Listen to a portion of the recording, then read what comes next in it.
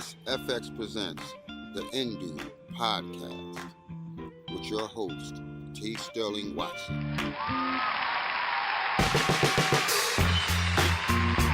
Good morning, Indoobians. I am T. Sterling Watson, and this is the Indoob podcast. Thank you for stopping by and pushing play. Well, here we are once again. And first of all, I just want to kick off to Spotify.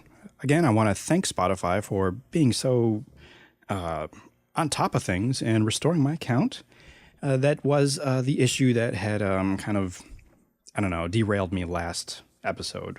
And actually, that was actually restored fully by the time that episode got published. But the question I got the most was, how did I know that my Spotify account was hacked? So I will actually, tell you that story now. So gather around, children, and I'll tell you. So what happened one morning? Now, first of all, before I even get there, for those of you that don't know, that you can have Spotify on several devices. So when you do that, like say you play Spotify on your laptop, you can also have it on your phone and use your phone as like a remote, or your phone will tell you is like, hey, Spotify is being played on your computer. Do you want to continue to play it on your computer, or you want to play it on your phone? So yeah, Spotify does that. Many, many other things. And I can just go on and rant on for that forever, but I won't. Not right now. What happened though, on this particular morning, I woke up and saw that Spotify was playing. But it wasn't playing on any device that I recognized. I actually have it linked to 4 devices. And one of them was a Samsung phone, which I do not own. And I was a little confused. And I was also playing music that I don't listen to. Like, I didn't even know who they were. So that was like a couple signs right there that something was wrong. So I then checked my email account, because I had already reached out before that there was a problem. And because if you look at like your recently played, if there's any music there that you recently played that you don't remember actually playing, then that's also another sign that you might be hacked. So I had already reached out to Spotify through Twitter, and I'm recommending that if you have an issue with like a kind of a web-based service like Spotify or Netflix, what's another one? Even maybe Amazon. I don't know, but there's a few of them out there that if you reach out through Twitter, you're bound to get a better response, especially if you have a problem or you're complaining about something. I'm going to find out later if a certain service like Uverse does any good by, raising a fuss via the tweets, because, I mean, hey, that's out in public, and you want to, first of all, you do want your customers to be happy, but you also want them to have their problems resolved, especially if they are yelling about it in public. And, I kind of did that with Spotify, at least, even though it wasn't Spotify's fault. They did respond in a timely manner. So for that, I applaud them. And they fixed the problem. They restored my account. They had me change my password, which is originally what I was trying to do, but I wasn't allowed, only because the person who hacked my account had already changed it. Not just the password, but also eventually changed the email address, because I did get an email saying, hey, letting you know that your email address has now been changed. But if you didn't do this, then, hey, let's talk. So we talked and we got it sorted. And now my Spotify account is back and happy, and all is well. And I did have a couple playlists that were deleted, but Spotify does make it easy for you to restore playlists that you deleted, whether intentionally or accidentally. Doesn't matter. Everything's back. So Spotify is all great, all wonderful. Still a service I love and still recommend. And with Spotify, well, not Spotify, but reaching out through Twitter, that is also a great resource for those of you who are on Twitter. If you have issues with things, they might have a Twitter account. I'm saying things, I'm meaning like services like Spotify, Netflix, whatever. And that is a good way to reach out, because I know people do still call, and I think probably some really behind the times people might even write letters still. Email can help too. You can write emails, but sometimes those aren't fast enough either. Twitter usually, for whatever reason, does work wonders, and it's good for that. So for those of you who are asking, oh, what's the use of Twitter? What good is it? What good is it? There it is for customer complaints. Speaking of Twitter, I'll just throw this in here real quick. Fringe Friday is still happening. I'm debating whether or not I want to take a break for, what is this show? I keep forgetting the name of. Jessica Jones. on Netflix that's coming November 20th. I'll give you some more information if that is going to be a thing or not. But I mean, since that is on a Friday and the season of Fringe that we're in right now is season 2. So since that takes a break or since we're going to end like the week before, I figured, we might do that. I also do want to start showing maybe some classical movies. So I don't know when that'll happen. Might be a whole different kind of live tweet event. But I mention all that because Friday is Fringe Friday, hashtag Fringe Friday. And you can join me and a few other people that we just get together through Netflix and watch Fringe episodes. And right now, like I said, we're in season 2. So just follow me on Twitter and I'll be sure to give you updates on when that's happening. With that, also, because I know I don't say a whole lot of blurred kind of related things, so that's one is Fringe, and let me back up again, a blurred is a black nerd, which I am, and proud of it. So another thing to add to my blurred cred is Doctor Who. Yes, I am a Whovian, a recent convert, because I have been watching only for a few months, but I've caught up on all the most recent episodes, like the renewed series. So I've seen the first 8 series or seasons, whichever way you want to say it. I don't have BBC America, so I am behind already on the current new season. And with that, I think I'm going to have to not necessarily hack my way into season 9, but I found some resources. And they do seem to be legit, so I'm not going to do some kind of illegalities. Is that a word? I think it's going to be a word now. But I'm going to do that. I don't know when, but I'm going to work on that.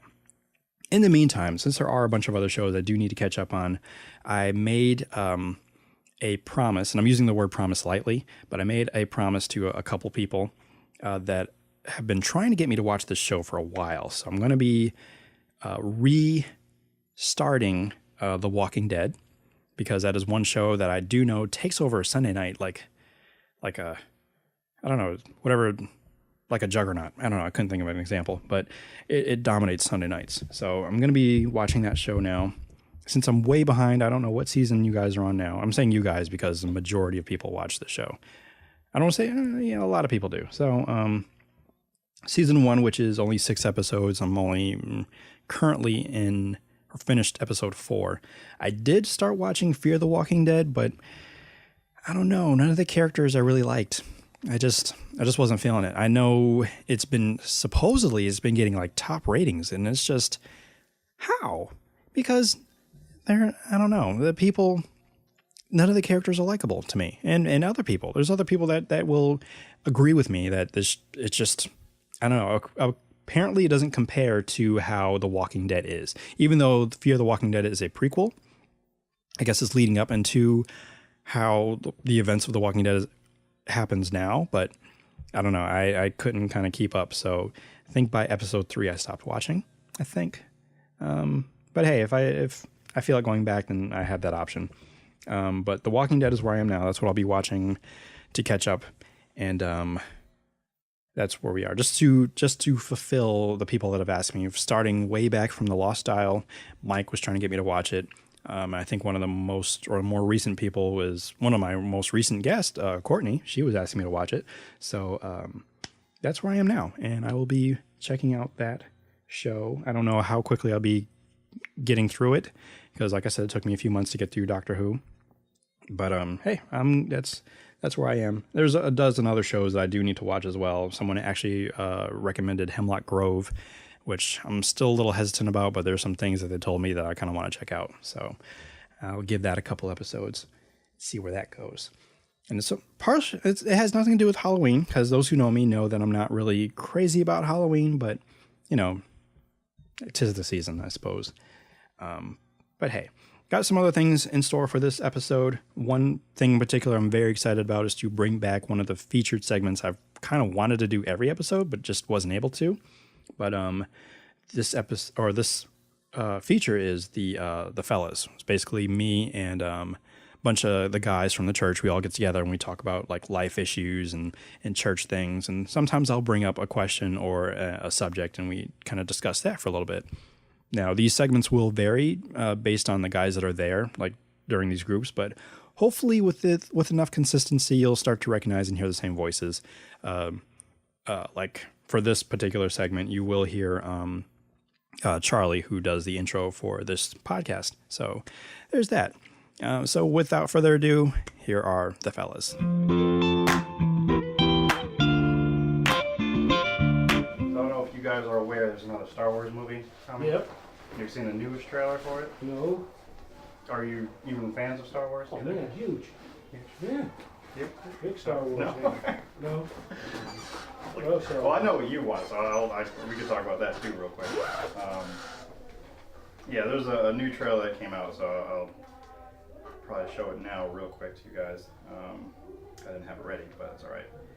Get it real fast. Now, did you see like the first one when it came out, or you? The original Star Wars. Yes. You went to the theater and everything, or you? No, I stayed at home. Stayed at home. What was it like? How was that experience for you though? Like I was off the hook. It was better than Star Trek, and I'm a Star Trekkie. Oh wow, okay. So that brings up the other debate.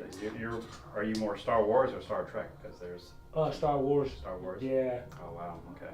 Do you do Star Trek? Yeah, I'm a Trekkie. I still do Star Trek. And all the breakoffs of it, but I'm with the Star Wars. I was just curious, and I mean, I think I would be more of a Trekkie than Star Wars, but I definitely have love and respect for Star Wars. I'm just not like too crazy about it. I'm using my words carefully because I don't want to anger some people because they're like, what? This is just Star Trek. But yeah, because I mean, both my father and Dame, they're both Trekkies, so there's a very strong love for that. Look for the new trailer. I think the reason I like Star Wars just a little bit more than Star Trek is because there's so much more involvement when they venture out into different worlds and encounter different, as they encounter different species, and the things that transpire between them are more on a long-term basis instead of more episodal, if you would. Okay. I think it's weird for me because I'm trying to compare the universes, and Star Trek seems like a larger universe because it's broader. Yeah, but then again, it feels a bit more military because they're all like going on ships that are they're meant to explore, but they do have weapons on them and things. But then again, so does Star Wars. I don't know. It feels more structured, where Star Wars feels a bit more freer. I mean, just in my opinion, trying to nutshell them. There's a lot more story in Star Wars than there is in Star Trek. A whole lot more story, to me. A whole lot more. You start getting into, like on the planet of Indoob, when they encountered the Ewoks, there was a huge story there. Mm-hmm. I think because with that, I think it's also more Star Wars is more focused on the Skywalkers or the Skywalker family, whereas Star Trek is just and the history behind where they got to where they are and who each one of them became. I can get that. And the different adventures there within. Anyway, sorry. Yeah, that's fine. We be all night. Charlie, don't go to sleep. I just never really got into Star Wars like that. I just never. Did you ever you watched it? I watched the very first episode. Episode 1. The movie. The one that came out in the 90s. That one, or back in the 70s. Okay, good. Yeah, I watched that one. That was the original. That was under 100,000. He made that a legacy for under 100 grand. Yeah. So what happened last night? The tickets went on sale. A lot of the websites that were selling the tickets got shut down or they crashed. Really? Oh. So far, last I checked, the IMAX 3D tickets have already passed, I think, like 6 million or something. Wow. In sales. Did you get yours? I don't even know if I'm gonna go. I way back when I first heard about it and when it was gonna be announced, I'm like, I'm not gonna go, not on opening night, not for this one. It's gonna be way too many people. Way too many people. This was one that I would give like a week or two before I would go. Yeah. But I think for me, I definitely should go because this is one of those. Let me know. This is a movie that's not going to happen again. Like the This is it. Yeah, I mean. So this is huge. Records will be broken, but that's something not to be surprised by. What you should be surprised by is how much the record will be broken. and it's going to be like that new benchmark of like Probably won't be touched for a while. Won't be touched. Like the last one that like really broke a whole lot of records is like probably Titanic, and then the next one after that will be Avatar. So this is one that's going to surpass that. Probably Avengers too is going to surpass all of that. Well, Avatar to me was better than the Avengers, the last one. Well, yeah, Avatar's very hard. That's hard to beat. Yeah, I didn't like the last Avenger. I liked it, but it wasn't the same. No, it wasn't the same. Which I was fine with. I wasn't going in looking for it to be the same. I wanted a new story, which you got a different story. So, and I wanted to see the characters come back and blow stuff up. So they did. They did. Yeah, they definitely did. And by the way, this is all what this is all about. Anyways, just chatting. Trying to turn the. Let me know when you get when you want to go, man. You know how I roll. Yeah, it'll probably be like later till like after the. You should come ride. Yeah, it'll be. I'm gonna watch it. Yeah, it'll be after the holiday. So this is the newest trailer that came out for Star Wars. I'll come close to you guys. Show the weather, not the weather. So this is what everybody's like freaking out about right now.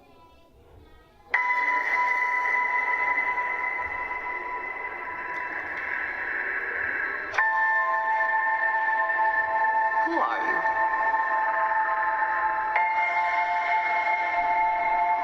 I'm not one.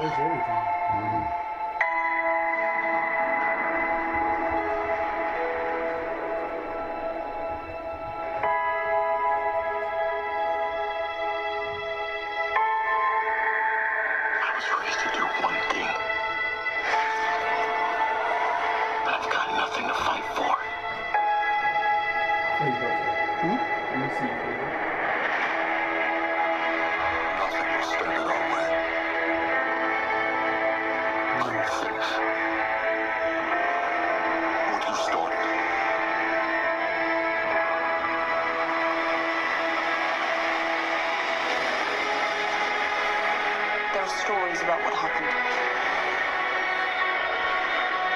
It's true. All of it.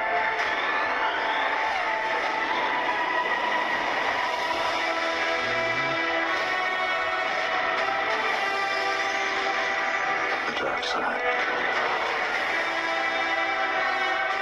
The Jedi.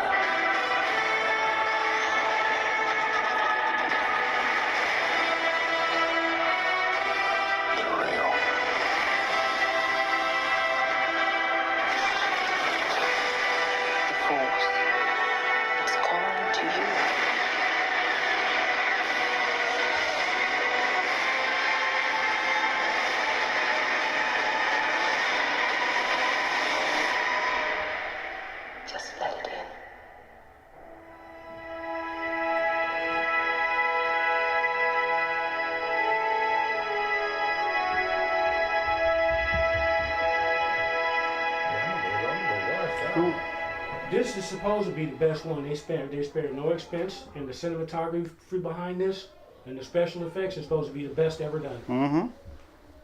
I read about that last year. Yeah, and like you said, they spared no expense for it. Harrison Ford got hurt, and they're like, okay, yeah, that's fine, we'll take a break, and no rush. Yeah, he almost didn't come back.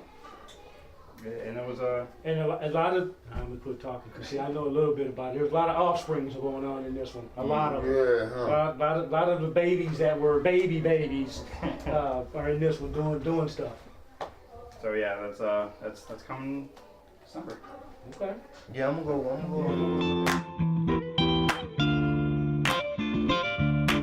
The Indoob Podcast. So I did want to discuss Saturday Night Live, or SNL for those of you who haven't really heard about this show in the last 40 some odd years. But yeah, Saturday Night Live, which is a major comedy institution that's been on TV for, like I said, 40 some odd years. And I consider myself somewhat of a comedy nerd, and I think one of the top comedy nerds would be Chris Hardwick, who is the host of The Nerdist. Actually, just The Nerdist Industries, it's, because of Chris Hardwick. But he is definitely the epitome of comedy, like, historians, because he's is a comic, but he knows so many other comedians and comics and watched a lot of other stand-up from today to the past and knows a lot of them personally. So, I just want to give him that shout out because he's someone I kind of look to as podcasting terms, an idol in a sense. But I just want to throw that out there. Comedy Nerds, if you want to know more about that, then that's one person you should definitely check out. As for Saturday Night Live, I am no means an expert, but I'm very much an enthusiast. I feel like I'm, in a sense, a historian only because I read a few books about it. And it's just something that's really interesting to me. So I decided that I would take some time and explain why it is that I am so interested in the history of Saturday Night Live and how it works and how it's like so influential to our society today, in case you haven't noticed what it is. Especially this most recent episode with Tracy Morgan and his return, because last year he got into a really, really critical, severe, fatal car accident. His one of his best friends, I think his mentor, died. And my own parents, they were in traffic because of that accident. They were on their way back home, and that had happened. But he made his grand return this past Saturday. And the show itself overall was pretty good.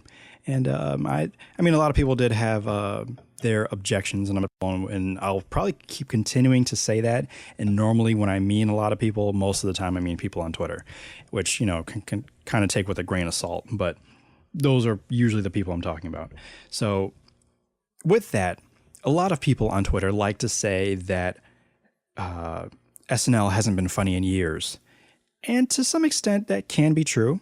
But the main thing that one must remember is that comedy is subjective. So what's funny to me might not be funny to you. You might think poop jokes are hilarious, and I probably will too. But for the sake of argument, maybe I don't. So there's content and there's jokes and there's sketches and things that come up on Saturday Night Live or pretty much anything comedy based, whether that be a sitcom or that be a stand-up comedian or whatever.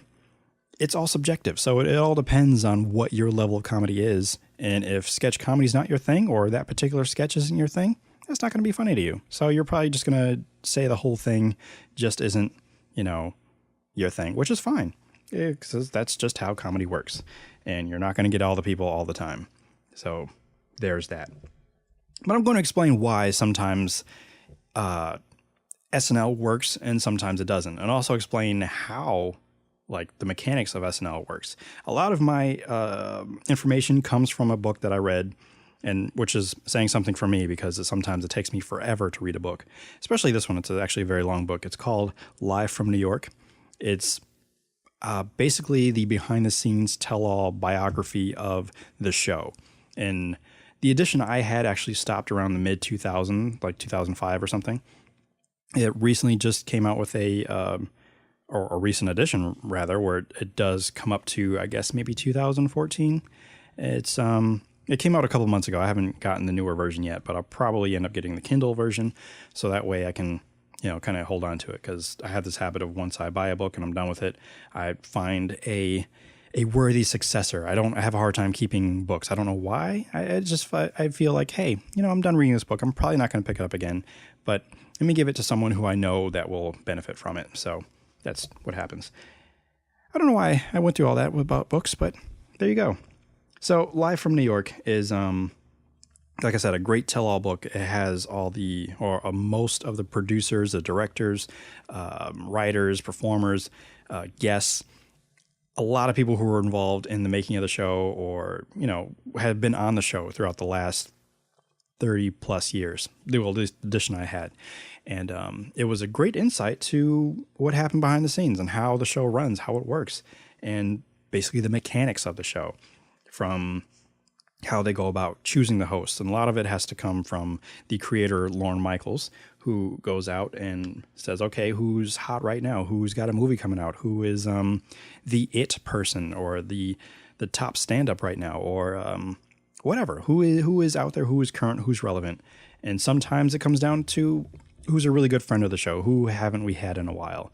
That's why you get sometimes these repeat hosts or people from the Five Timers Club, like John Goodman or Tom Hanks. I think Justin Timberlake is in that list now, or he's pretty close. But those people who are really, they get along really well with the cast or the crew and just, show favorites. And that's sometimes how you get asked back, even if you don't have an upcoming project or you're just not really, I don't want to say you're not doing anything, but you just happen to be in New York for a week. And it's a good thing for them to do. For them, it's because not everyone enjoys the process of being on SNL, whether you are working on SNL or you're a host. But that all depends on, how you like to work. Another source I would like to recommend is Tina Fey's book, Bossy Pants. I'm pretty sure that any other cast members or anyone that has worked on the show that has come out with a book probably has some insight in their book as well.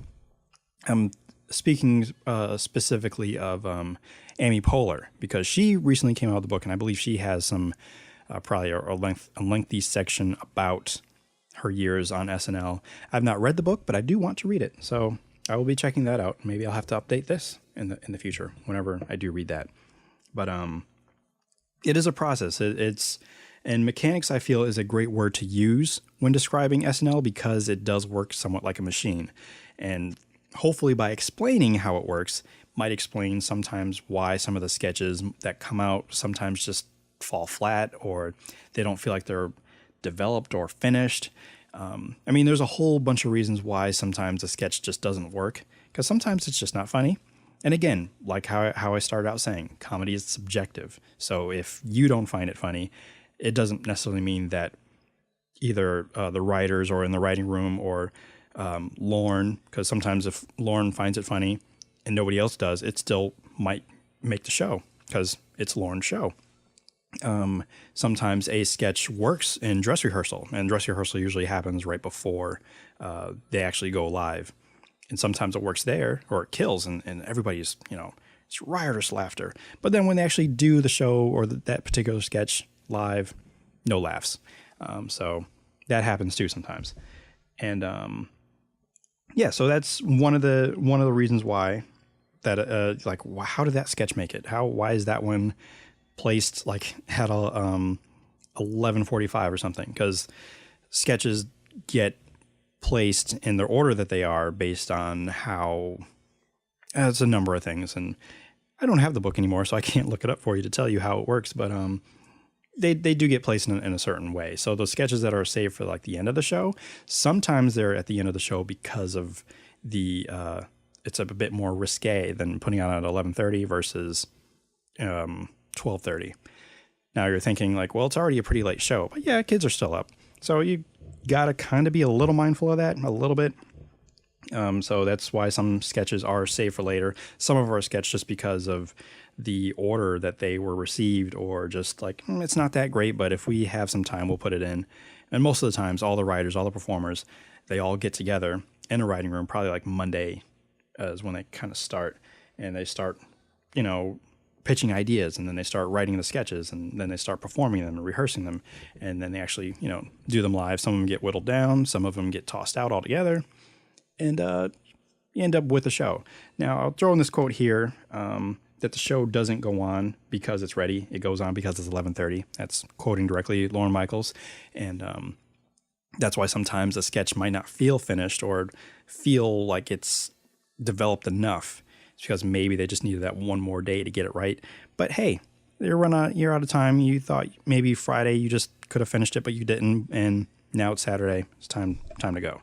So that's what happens sometimes. It happens pretty often. Now, another thing that does tend to happen, I notice from week to week, is some performers you see a lot more of than others. Now, that has to do with the writers getting their stuff out, or maybe they write for a certain performer that maybe those sketches just happen to work that week. Or some of the other writers, they just aren't quite getting the performers that they want, or maybe the performers don't want to do it, or their sketches just aren't picked to, be on that week.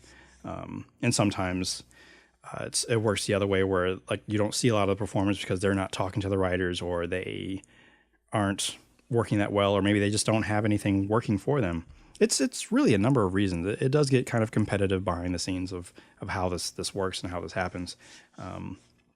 And the ones that you do end up seeing a lot more of, those are the ones that they end up being the breakout star, and they go off to do great things. So that's why for maybe a couple seasons, you saw Kristen Wiig almost in every sketch, and which kind of can segue to a reason why this is a kind of show that would get a lot of repeat episodes more so than other TV shows. It's because Saturday Night Live doesn't work like other TV shows do, where regular sitcoms might just only have like 2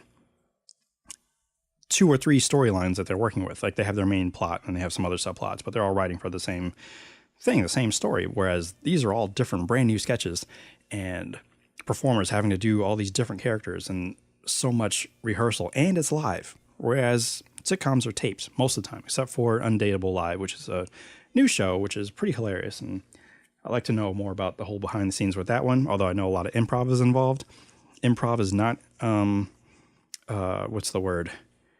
It's frowned upon with Saturday Night Live. Lauren doesn't like when you improv. So in case you're listening to this and you're aspiring to be on the show, don't ever do it. But you'll be told that many times before you even get there. In fact, how do you get to SNL? I'll tell you how.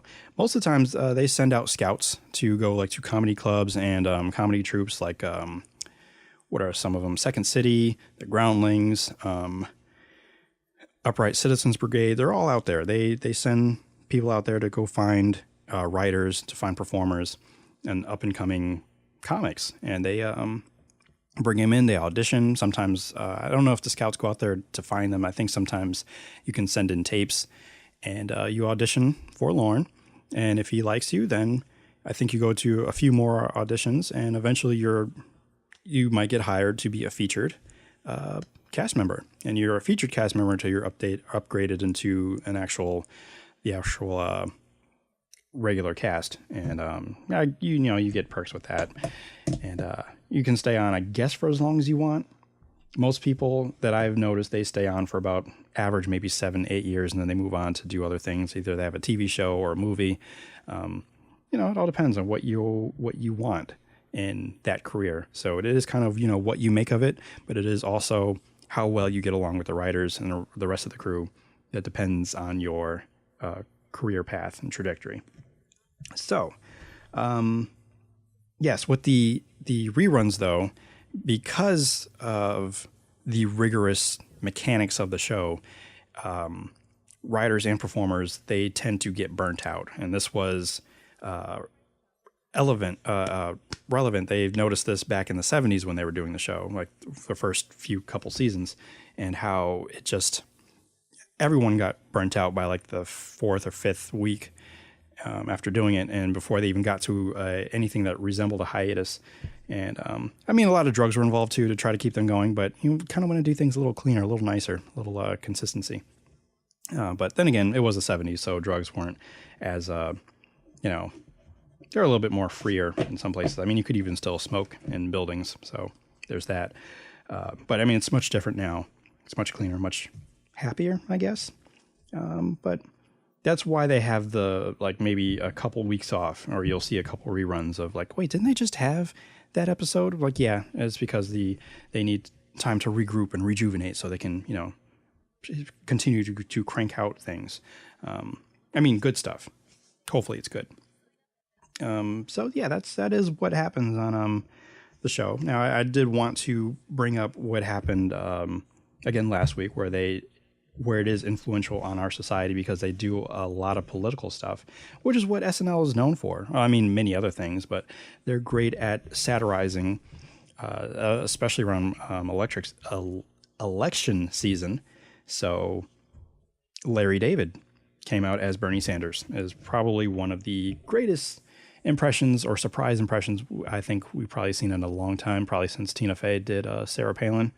It was just spot on, just from the sound to the way he looked. So, and Larry David used to be a SNL writer way back in the day. I think he only got one sketch on, and then he quit. But he used to be a SNL employee, and then he left. But now he came back to a roaring applause. And Tracy Morgan also came back, so I thought he did a pretty decent job. I mean, he brought back his old characters, Brian Fellows, and I completely forgot about was it Astronaut Jones? I think.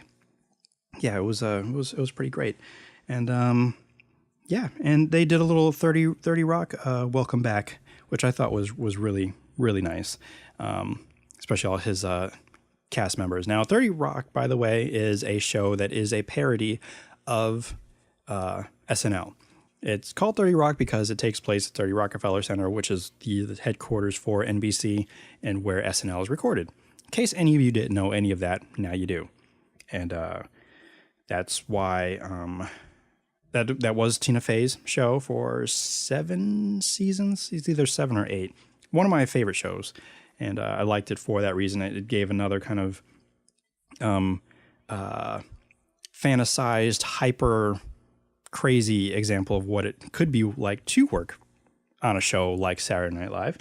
And yeah, Tracy Morgan played Tracy Jordan, and probably a heightened version of himself. So it was great to see all of them, because I do know from interviews and again from Bossy Pants, Tina Fey's book, and just other interviews that they are a tight-knit group of people. So that was a great way to welcome him back with Alec Baldwin and Jane Krakowski and the other one, I can't even think of the nicknames they call him, but Kenneth the Page. Oops, sorry about that. I had a little attack with my pen. At least this time it was the pen, because before Chief kept barking. So there was that. There are some other things. I mean, I really glossed over a lot of SNL, and the reason why I watch it is, I just like to see the progression between the actors and the writers, and because I am one of those people, I don't like saying like, oh yeah, it used to be funny, back in the day, back in the 70s. I actually watched episodes from like the first season or the first couple seasons, and they're not always that funny to me. And I think it has to do with a lot of the jokes, even now. I mean, it's just how SNL works, but a lot of the jokes are topical. So whatever's happening, you don't know what was happening in 1975 is not going to be that funny. Not every sketch is like that. Some of them are classic, some of them are timeless. It doesn't matter what era. It's just, it's just how it is. So is it as funny as it was back in like the late 90s? It could be, couldn't be. It varies, really. It varies from sketch to sketch. So I don't judge it all on the current cast, because a lot of the cast members or the writers, they're still trying to find their groove. And sometimes it takes a couple seasons to do that. And Tina Fey talks about that in her book, where it takes a while sometimes for the new writers to figure it out. And like, okay, this is how, we crank out these sketches each week and make it funny or make it entertaining or whatever. So I am saying that I personally don't believe that the show was funnier back then. I think it was just, it's again back to being subjective. It's about, the timing. And by timing, I mean just, what was going on at that time. Was I aware of what, they were making fun of? So yeah, it's all, and take it with a grain of salt, I suppose. And that's why I watch each episode. So at least I can actually say, I was like, yeah, I've watched every episode. This episode kind of sucked compared to last week, and bragging rights. I'm allowed to have some if I want to. And I do. So that's why I watch every episode. And plus, it's entertaining. I love comedy. So I just want to watch and watch these performers grow and see where they go next. I'm talking about you, Kate McKinnon and Jay Farrow. These are some people that have definitely been heightened and brought to a national spotlight thanks to SNL. It's like so many other former cast members. It's an ideal institution, and I hope it stays for long past. Actually, that is a question I have for myself, or I don't have an answer to. Like, if should the inevitable happen where Lorne Michaels either passes away or decides to resign or whatever, will SNL go on? Should it go on? I don't know. I don't have an answer for that question, and I don't know what should be done. But that's probably a question that has been asked. It's probably out there. Now, any other questions that you might have regarding SNL or just entertainment in general, whether that be like about TV ratings or just anything to that extent, please send me a tweet. I would say send me an email, but it's probably just better to send me a tweet, or maybe leave a comment in any of the platforms that the Indoob podcast is. Just send me a tweet at indoob, INDOOB, and I will be sure to get back to you either in the tweet, but I'll definitely bring it back up in the show. So if you have a question about that, or a question about movies or TV shows, I am your entertainment guru, so I'm going to do the best I can to answer that question for you if I don't already know. But yeah, that is Saturday Night Live in a nutshell. Like I said, that's like 40 some odd years. I'm trying to narrow it down in 20 minutes. Impossible, they said. And they're right, because there's a lot I left out. But there you go. SNL. Hello, Indoobians. I'm Laura, host of Loudavision, the podcast for visionaries, artists, and creatives. On my podcast, I'm interviewing fellow artists trying to figure out how we can bring our creative vision to life without compromising our values, crushing our soul, and dying poor. Yep, that explains it. You can listen to the Loudavision podcast on lauramioli.com and connect with me on Twitter at Loudavision. So that would wrap up yet another episode of the Indoob podcast. And before I go, I just want to thank everyone that's listening now for listening to this episode, listening to past episodes if you've listened to them, and if you haven't, to go back and listen to them and enjoy them too. Hopefully you will enjoy them if you listen to them. And if you do, let me know. Send me a comment, whether it's on Twitter or on the indoob.com blog or the indoob.podbean.com. On this episode or past episodes. You can leave comments on iTunes. You can rate me on iTunes. You can rate me on actually on all the other ones. You can also leave comments on Facebook. And did I mention YouTube? Did I even mention that I'm on YouTube? Yes. The Indoob podcast is now on YouTube. So please check that out. In the future, I will be putting on some videos that you can actually see my entire face, and I'm actually moving around and stuff. So, look out for those. I don't know when they'll be, but they'll be out there soon, as I recorded them recently. So, they're going to be out there eventually. And I just want to, again, just thank you for listening, and hopefully thank you for sharing if you do enjoy it. And like, hey, random person, random stranger, check out this podcast. It's actually pretty good. If, you think it's good. Hopefully it's good. I try to make it good. I do what I can. But thank you once again, everyone. I will leave you with these kind words of wisdom, that if the world didn't suck, we'd all fall off.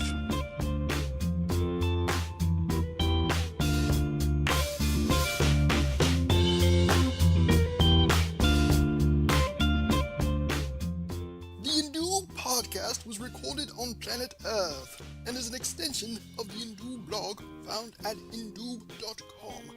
You can subscribe and find more episodes on iTunes and indoob.podbean.com. You can also follow Master Sterling on Twitter at indoob. I am not allowed. This is Bilford signing off, and this has been another 3SFX production.